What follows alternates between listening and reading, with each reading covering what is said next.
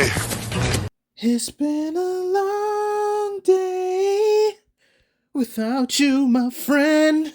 And I'll tell you all about it when I see you again. You got heart, nigga? You got heart, cuz? Go ahead and tell us. I ain't gonna sock you, little nigga, cause you got heart. I can respect that. But I ain't gonna whoop your ass. Did you see when Luka was trash talking a fan saying, "Who's crying, motherfucker?" I said, who would dare do such a thing? It was Snoop.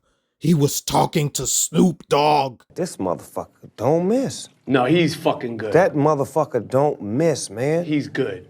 In the heat of battle, he don't miss. No. In the heat of controversy, he don't miss. No. Also, I'm glad the Timberwolves went back to their normal logo. I got tired of seeing this gluten-free wolf on the court. I know it's the original one, it's the older one, but I just can't. This was a spanking. I did not expect a spanking. I thought it was going to be far more than what this right here. They put so much of their energy into not getting swept. It seemed like they were just happy to not get swept.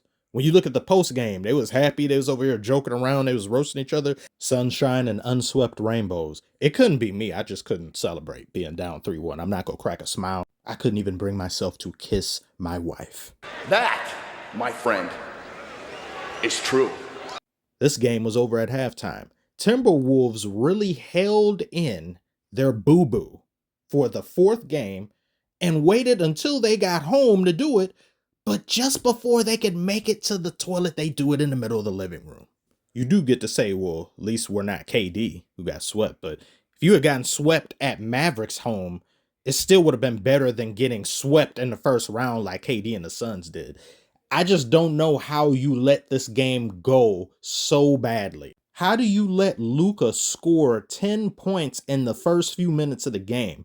Luka, in just, I think, 4.5 minutes, he had 12 points, 1 point less than Gobert had the entirety of game 4. Damn near more points than most players have in most games, basically, when they're having a poor performance on the night. You can't let that happen. The double teams on Luka and Kyrie, where were they at? Do we care anymore? Mavericks 65% shooting from the field into the second quarter. What is that?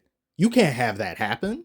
Luka and Kyrie outscored the entire Timberwolves team by themselves in the first half. Wouldn't that make you sick to your stomach? I don't care if you're down 0-20. You cannot allow certain things just on principle alone. And I can't tell you how many times I kept hearing, Anthony Edwards, he's tired. If he didn't have to do so much, he would be able to do a lot more offensively. The man is 22 years old. Where is this tired narrative coming from? You should not be tired. Kyrie is 10 years older than you, Ant, running around the court, constantly in motion. He looked like Curry out there, where I heavily admire and appreciate Curry's ability to just constantly be in an acceleration and moving around. You got to always keep your eye on him. Kyrie was doing that a lot this series. And you are tired guarding him? What does that have to say about you, especially walking off without shaking hands? I didn't see it from my peripheral. Do correct me if I'm wrong, just because of the cameras capturing footage. It looked like he just walked out.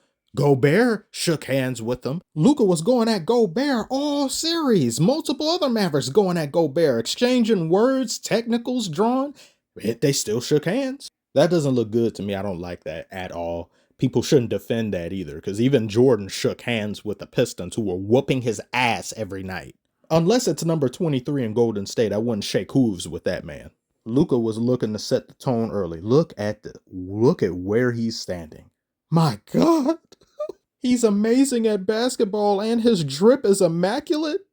Life isn't fair. You can't have both. Why can't you be like Ben Simmons and drop 40 in fashion but 0 in your job? Just something to offset the awesomeness. And you got Kyrie in tow with you, who's a killer, a sniper. If Kyrie was there on Titan to fight Thanos, they'd have gotten that gauntlet off of him. No doubt. I'm also happy to see that Derek Lively is okay. He got hit in the head again this game. I said, oh my God, the bad luck. He had a neck strain coming into this game. He didn't go to concussion protocol for his game 3 injury, which I was surprised and shocked just by how hard it looked like he got hit. And he finished the rest of this game out. He went and did the free throw, so it was good to see he's all right. And I also wanted this series to be over with. In no disrespect to Timberwolves and their fans, I wanted it to be over and done with because I just don't want anyone injured. I'm tired of injuries. These playoffs in general, for me, these playoffs, in my opinion, have been highly disappointing, primarily on the East end, on the Eastern Conference end. I just didn't want somebody to get injured. If, oh Lord have mercy, if Luka or Kyrie would have got injured, or Gafford or someone, we would have went to a finals where it's just not the proper matchup because someone isn't here, someone is there. Oh, everybody clap because we get a 100% healthy finals. Thank the Lord. Thank the injury gods. They decided to look the other way this time. I just didn't want this to go into that territory. For Timberwolves themselves, they did a magnificent job making it as far as they did. You've got Ant, who's only 22. He's going to get even better. I don't like how, of course, how he went out and then he just didn't shake hands, but he's been phenomenal in a lot of things that he's been able to do. The Jordan comparisons and things, most of which done by a lot of people in the media went and made people start hating him and things. It can be nowadays, you will get hated on and despised because of things other people say about you, but you yourself aren't doing any of this. So I feel bad that he had to deal with that. However, the Timberwolves run and them making it as far as they did, the highlight of which to me, knocking off Denver the way that they did, the defending champs, you could make an argument in different years, especially this year. Timberwolves could have definitely had made it going to the next level, but Luka and Kyrie are just so offensively gifted. And the Timberwolves play great, pristine defense, but they just have better offense. And there's no one to really deal with them. And I don't think they even felt or cared like doing so. Mainly in this game, they just rolled over and died. I don't know what it was, but they came out and there was no sense of urgency. Energy just wasn't there. For the Mavericks, just beautiful, beautiful job. I don't think anybody had the Mavericks picked, not because they weren't looking really good, but just it was just so many other teams in the Western Conference that people were thinking about. They were thinking about the Nuggets. They were here thinking about the Clippers before that cyborg went and needed a new update or his plug fell out of the wall. People were looking at others that were in consideration. But I'm really glad, proud, and happy the Mavericks have made it this far. And this finals is going to be so beautiful. I can't wait. This is going to be magnificent. This could be a classic for the ages. Congratulations, Mavericks fans. You definitely deserve it. Hats off to Kyrie just for this beautiful redemption story. Even if he doesn't win the finals, I think this is going to make a lot of people reevaluate how they see Kyrie. It certainly did for me.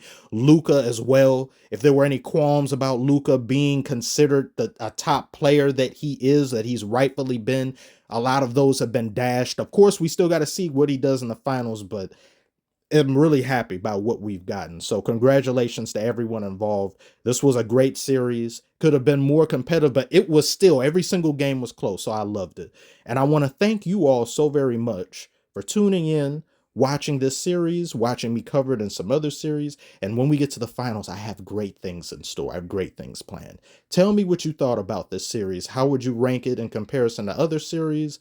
What is your main favorite matchup coming into these finals with Celtics versus Mavericks? And who do you want to win?